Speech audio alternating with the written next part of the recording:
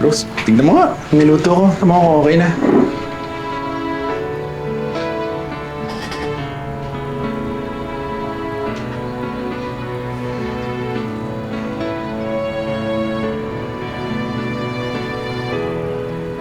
Ano?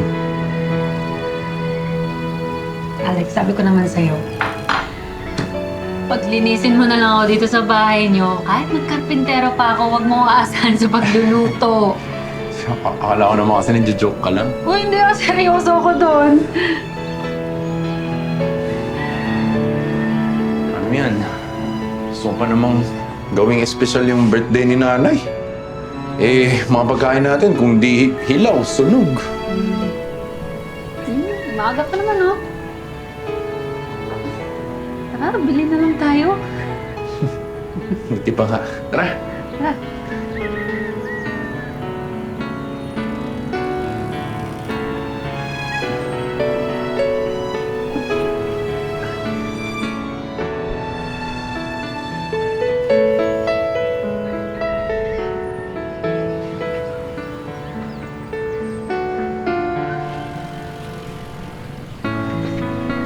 Ang dami nang masamang nangyari sa atin.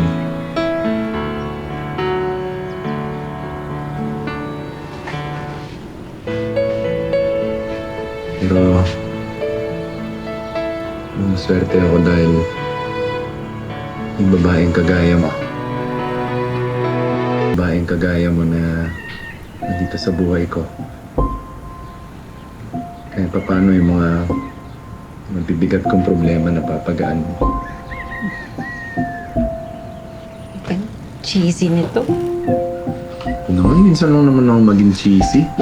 Bigyan mo na ako.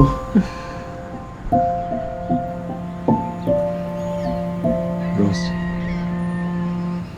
Salamat ah. Hindi dahil sa'yo, baka wala na rin sa isa yung buhay ko. Salamat dahil naging kaibigan kita. Pero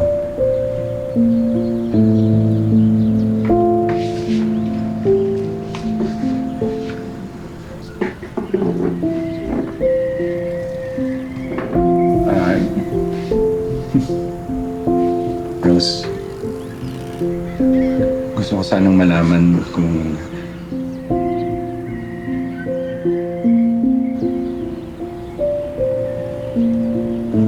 Na ano?